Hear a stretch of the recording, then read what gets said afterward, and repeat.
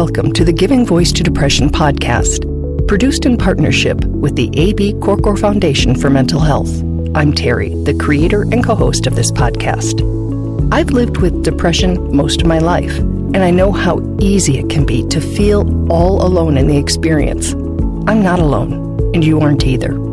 And I'm Dr. Anita Sands, a licensed clinical psychologist with a number of my own diagnoses, all of which bring a certain amount of anxiety and depression along with them. There is great power in shared experiences. We share our own as we engage in intimate and candid conversations with our weekly guests, exploring different perspectives on and experiences with depression. We keep it real because depression is real. We keep it hopeful because there truly is hope, in spite of what depression tells you. Hello, Anita. Hi, Terry. Some of our episodes are carefully planned, researched, and produced, but others come together more organically, and this is one such episode. It started out as a story of how when a podcast listener, an active member of the Giving Voice to Depression Facebook community page, let us know that she was struggling, we made a post asking the community for support, and what transpired was beautiful. But Terry, I have to stop here and say something. Yeah. This wasn't planned, but I just want to say thank you for this beautiful labor of love that you have created and worked on for 6 years, just to ensure that no one who is sitting in the darkness of depression doesn't have some light. And I feel like this episode is just such an amazing sort of reflection of the work that you've been doing. And I just wanted to say thank you. Well, thank you. Now, how am I supposed to read when I got tears in my eyes? I'm so sorry. Okay. But in transcribing the comments that other community members posted for her, I realized that I was feeling better just reading them. That the goodness, the understanding, and the support was reaching me in a deep place. So Anita and I talked and decided that we would do a full episode reading these comments for you, in the hopes that you'll feel better too. And also to demystify what real support looks and sounds like. And emphasizing the point that there is no one right thing to say. And there really aren't wrong things to say if you are coming from a non-judgmental place of caring. So before we hear from Rosaline next week, and we learn how these comments impacted her on that dark night, we're going to just slowly read through and discuss them. And hopefully you'll see how a simple comment from even a stranger online can make a difference. So here now are dozens of our Facebook community members giving their voices to depression.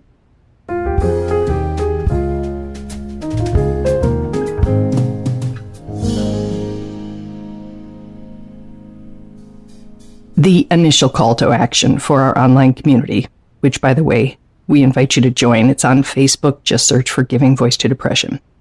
It was a post with this note. I wrote, calling community members. Please leave a kind message for Rosaline. We have all been in that dark place, and knowing that others understand and care can make a difference. Thank you. When I'd asked Rosaline for permission to reach out on her behalf, she said she wasn't really in a place to respond to our posts, but that she would be reading them, which we learned she did that night as they poured in. Here are some of the posts that she read. We are going to delete her name from them for this episode just to make it easier for you to receive them as encouragement for you. Debbie wrote, take it 1 minute at a time. Watch TV, a movie, bake something. I've been there. Push yourself, even though you don't feel like doing so. Lori wrote, I hope that things will feel a little lighter minute by minute. I hope you can see a picture that is beautiful to you. I hope that you can smell a candle or incense that makes you calm. I hope you can hear music that will transport you to a happy time. I hope that you can see the light that you are to others. We all need each other. We are all a part. I've got you. You've got me. We're not alone. And Deborah wrote, we are with you. Keep giving it 10 minutes, 15 minutes, half an hour at a time. Watch movies that bring you happiness, listen to good music from your teen years, but most of all, please stay here. Our world needs you. Wow. I remember one of my very first interviews for this podcast, the man said that in his worst of times, he would play board games. And I remember thinking, board games? Like, how could that be an effective tool in mental health management and in suicide prevention, which is what he was discussing. And it's that distraction. The power of distraction I have come to really understand. And for me, it's short little funny videos because I don't really have the attention for a full movie when I'm in it. But it's fascinating. And to have that, if you're already doing it, to have that reinforcement that's a good strategy if it works for you. And if you're not doing it, to sort of have that suggestion is really important. Yeah, I know distraction gets kind of a bum rap sometimes, that people say you're not really dealing with what you need to. But when you've got that black darkness of depression, focusing on the darkness is the worst thing you can do. So in that case, I don't care what the distraction is, as long as it doesn't further increase the darkness. If it allows you just to turn away and see something that's got a little bit of light, a little bit of color, that's so important to do. And it doesn't mean that you're not dealing with reality, that you are coping very well with a very tough reality. Yeah, you're trying to just get through it. Yeah. Okay, some more, because there were so many. So Felina wrote, I hope you start seeing the light soon. Sending healing thoughts and lights. Please keep going. I've been there myself and wish you were not there right now. From Freeman, though it's dark now, there is always light at the end of the tunnel. Do not believe depression's lies. Roseanne sent a few lines from a Leonard Cohen poem that she says always make her feel better. Ring the bells that still can ring. Forget your perfect offering. There's a crack in everything. That's how the light gets in. Steve wrote, please know that you really matter to many people, and that although it's dark right now, the light is coming soon. Louise shared, it takes courage and determination to get through the dark times. Be kind and compassionate to yourself, and you will find the light. And from Gina, there is darkness now, but the light of healing will return. Know that you are part of a community that understands and cares. I wish you healing. I love all of those. And I just got back from a wedding, and I try to remember that on the ground, looking up, if it's a really dark, rainy, stormy day, that as soon as you get above the clouds, that light is shining very, very brightly. Just because you can't see it doesn't mean it isn't there. And that's something that I remind myself and I remind other people of, that the light is always there. And if you can believe it, even though you can't see it right then, that might be helpful in those really dark times. And hearing you say that, I think of an eclipse for myself with that metaphor, but it's not just the light out there. It's not just like life's light. It's our light. And we can't see that. Right. Depression will block it. It just gets in the way and blocks it. Yes. Yeah. It feels like it snuffs it out like a candle, but it's truly just blocking it. But when other people can be there, like we're witnessing here, they're the light. And, if you're in a dark room, you don't have to be lit up like a candle or a spotlight. If other people are around with lights, you're not in darkness. So I just really so appreciate these comments. And again, right now I'm feeling them in my, like I took a sip of hot cocoa, they're sort of warming my center. They are. They're light. They're bright. They're warming. It's love. It's just beautiful. Yeah. So we'll continue. Pat wrote, what I'm going to tell you is what I really feel from my heart. Take it one day at a time, 1 hour at a time. Go at your own pace. I know it's terrible when all you see is darkness, but a little ray of light will appear. I'm not saying it's easy, and I'm not telling you it's going to happen in 1, 2, 3, but it will appear. I wish I could give you a hug now, if you'd like it, or I would just give you an ear so I could listen to everything you have to say if you wanted me to, or just sit with you and not even say anything.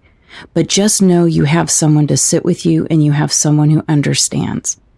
I thank you for your honesty because I get that way too. Know that I'm thinking about you.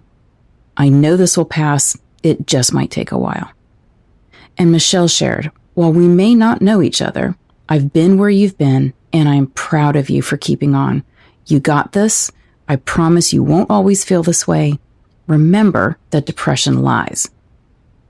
Bonnie said, I've been there more times than I care to recall. All I can say is to remind yourself every day that this will pass. Sometimes all you can do is get through it moment by moment, and then the next thing you know is that you've made it through another day, and you're one day closer to the day that you will start to feel better. There are better days ahead. And Carolyn wrote that her recent depression was caused by the wrong medication dosage, and that once it was fixed, she felt human again. Another Sarah shared, the horrible thoughts are not the real you. Kathleen wrote, I'm so sorry that you're struggling. Man, it's hard. It's okay to not be okay all the time. My therapist has taught me to turn any amount away from the darkness and do this as often as you can. Depression and suicidality is so hard. I'm so sorry you're in the pit right now. Try not to listen to the lies that depression tells us.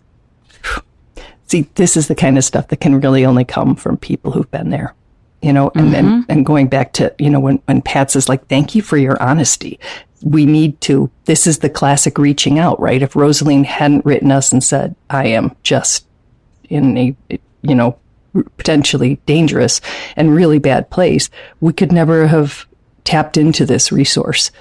And there's something about hearing from someone who's been there as opposed to even a very well-intentioned and perhaps well-educated, in how to speak in a caring way person who hasn't, saying it'll get better. It's different when it has gotten better for the person saying that.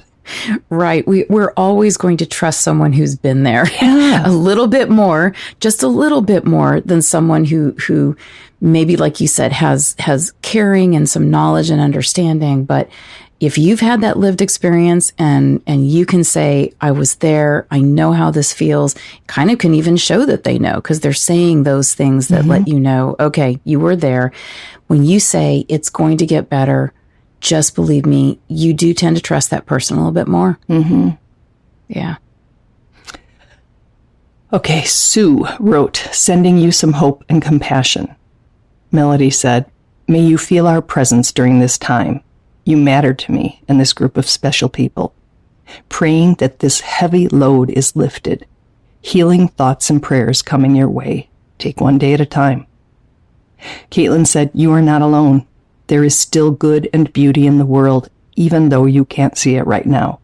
Turn towards it, look for it, and you'll find it again. You will get through this. Kiss, kiss, and a heart. Charlie wrote, you're not alone, with a big heart emoji. Stacy said, you matter and you're not alone, even if it feels like it. Hold on to hope.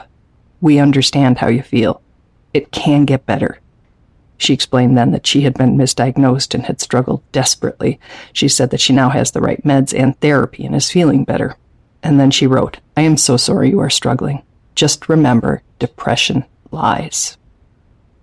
Another Lori wrote, one day at a time, one step at a time, 1 hour at a time, but keep moving.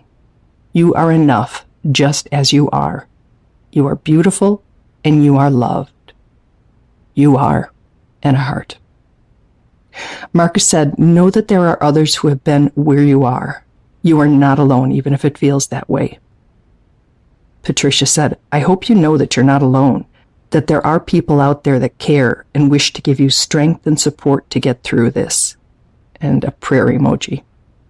Valerie echoed that, saying you're not alone, even though you may think that. It's just a thought, and no rain and darkness lasts forever. 1 minute. 1 day at a time. And Danielle, you are a stranger, but you are not abnormal in your fight. We are all here for you and can relate. Keep searching for the light. I hope you find beauty in your days ahead. All of these comments are so beautiful and so empathic. And it just really strikes me the things that you're not hearing. You're not hearing just cheer up. Yeah. Just look at the bright side. Think of all you have to be grateful for or happy about. You need to stop feeling sorry for yourself or just snap out of it. These are the comments from people who really get it, who are not giving you the IT equivalent of, well, have you tried turning it off and back on again? And it doesn't mean that all of those things like gratitude practices and trying to find the good in things aren't helpful, but they really can get reduced down to like, you're minimizing me. You're minimizing this experience and you don't get it. Mm-hmm. And so these comments, I just think they all really come from a place of, I get it. I get it and I care, and I'm not going to give you any of those quick fix, solutions. It's the validation. I read the other day, I hope I can remember this, the person wrote in response to those kind of comments, I know I'll get through it. I know I always have, but right now I am in it. And would you please acknowledge that? Because it's hard and it's dark and I'm scared. And just acknowledge that. And then I'll do what I've got to do to get through it like I always do. But to have you just say, you'll get through it, can be so dismissive. Yeah. And I will also say that, if you're not depressed and you've never had a bout of severe depression, it might feel like I'm going to worsen it or deepen it if I just do the validation piece. If I just say it's so hard, it's so dark right now, just, validating where they're at, it can feel like, what if all I'm doing is saying, yeah, this is really terrible. Right. Will I feed into that depression thought process of, oh no, this other person's saying how awful it is too. So now it's really, really awful. And it's just so important to know you're not going to deepen the experience of a person's depression by acknowledging and validating how awful it is. They're just going to finally feel seen and heard and not feel so alone, which is exactly what you need when you're there. So I do think sometimes people avoid the validation part thinking, I'm just going to make it worse if I tell them, oh, that's really bad. It really is as bad as you're feeling. Like they're like, that's not a hopeful thing to say. I don't want to say that to someone.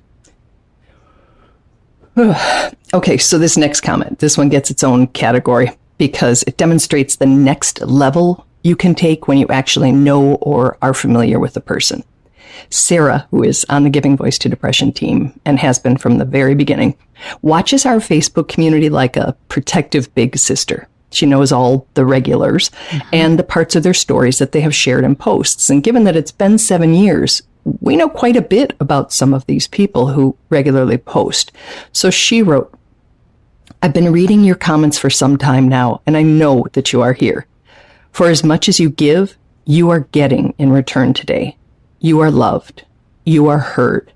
You deserve all the joy and all the light that seems so absent from you today. We are here, though. Each of us has endured in unique ways, but as a community, we are committed to your health and well-being. You matter to us. How amazing. How amazing is that? And huge shout out to Sarah, who does an incredible amount of work, almost 24/7. Oh, she literally works 365 days a year on it. Absolutely. Yeah. Just amazing. So some more comments. Ruth wrote, sending you love and kindness. And then she quoted another community member and added, hope wins, with a lot of heart emojis. And Heather said, close your eyes and imagine the biggest, warmest hug that you've ever had. It's from me to you.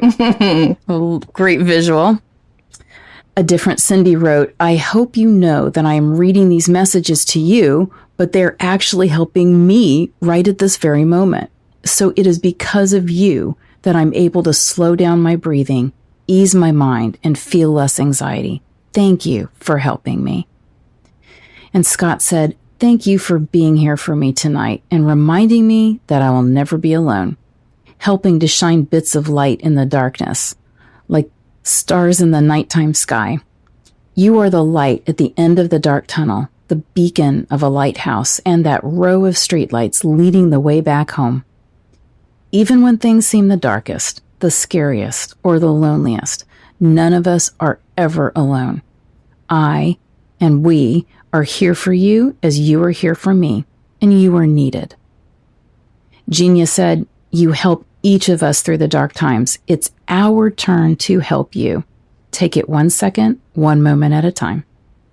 So, even in real time that night, when these posts were coming in for Rosaline, these 3 stopped me in my tracks, and I thought how incredibly generous of spirit they were, because knowing that depression tells us we're a burden, and you could be like, I'm so needy that strangers are having to help me. But they turned it around and said, you're helping me. So it wasn't that she was needy and needed all this outpouring of support from strangers. It was that human beings need support from each other. And, they just turned it in such a loving way, saying, you are being there for me right now, which gives her value. And we're turning what can be a part of us we really wish we didn't have, or our dark secret, or whatever you call your depression, or however you feel it, into a positive, because now it's our superpower, because we understand and we can support other people through that. I just really liked that. I mean, I just remember thinking, I've never thought of doing that. Isn't it? It is. It's amazing. And it just feels like, somebody being willing, again, this sort of like is the whole point of the podcast, somebody being willing to be real and authentic and transparent about what's really going on means you are human and you will touch other humans. There's nothing about you or anything you've thought or felt or done that can't be understood by another human being.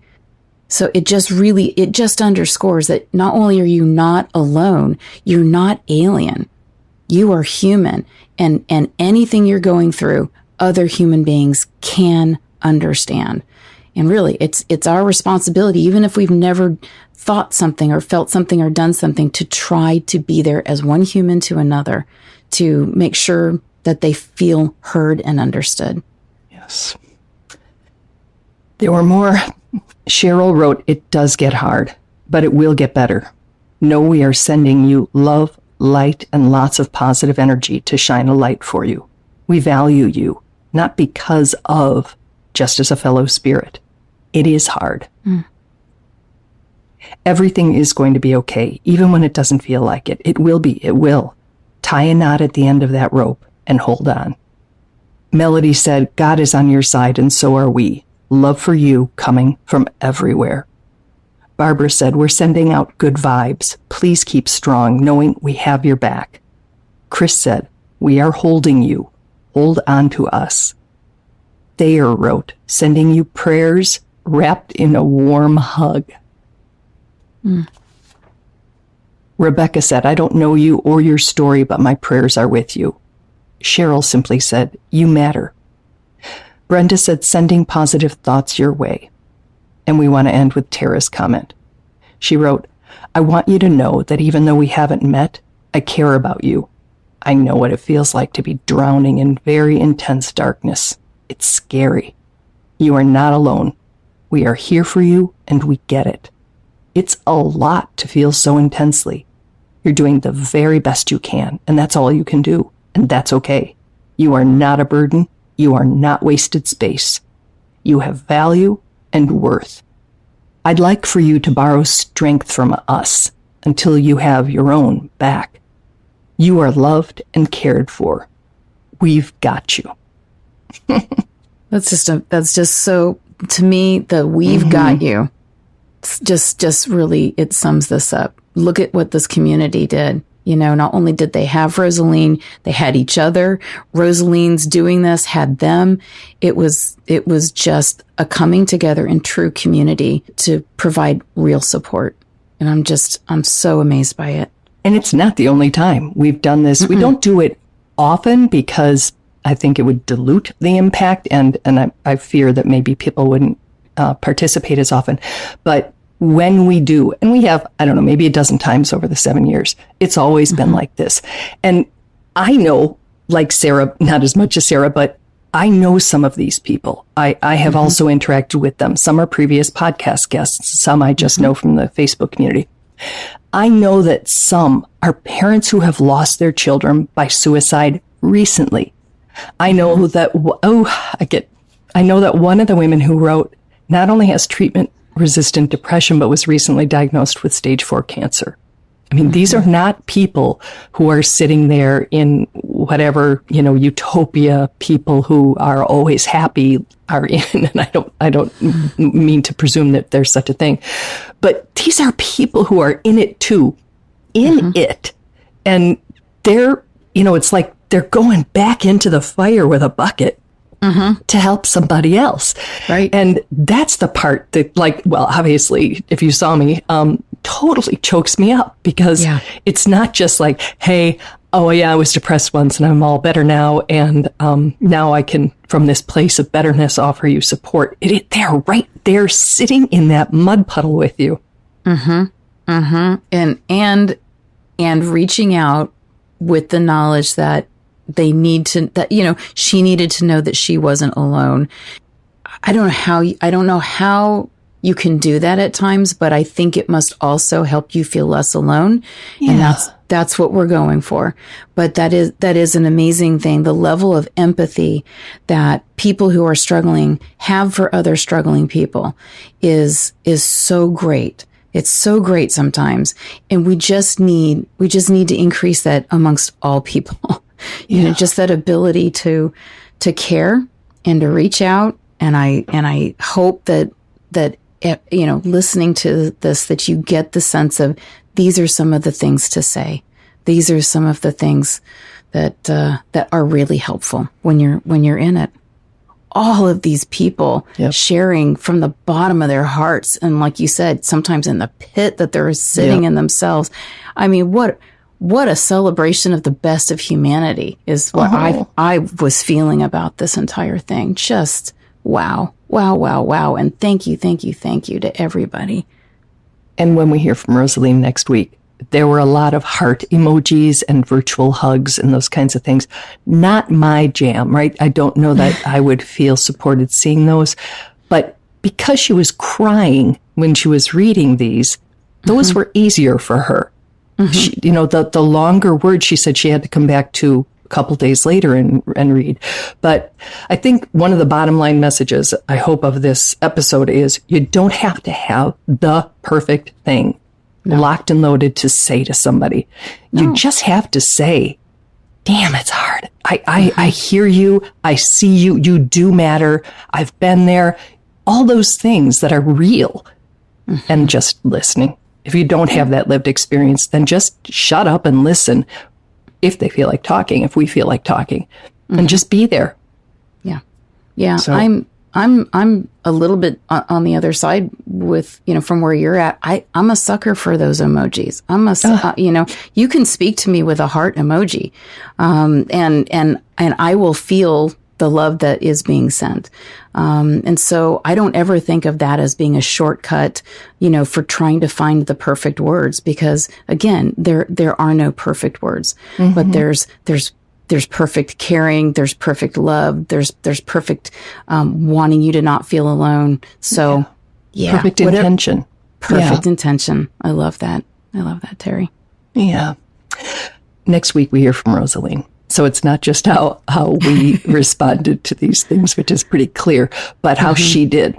And it was a dark night for her, and it made a huge difference. So we hope you join us next week as well.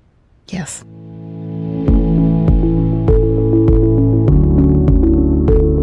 We truly hope that our podcast brings a little more understanding, helps you better articulate and reflect on your own experience with depression, or better understand how to support someone else who is struggling. If this episode has been of comfort or value to you, know that there are hundreds of others like it in our archive, which you can easily find at our website, givingvoicetodepression.com. And remember, if you're struggling, speak up, even if it's hard.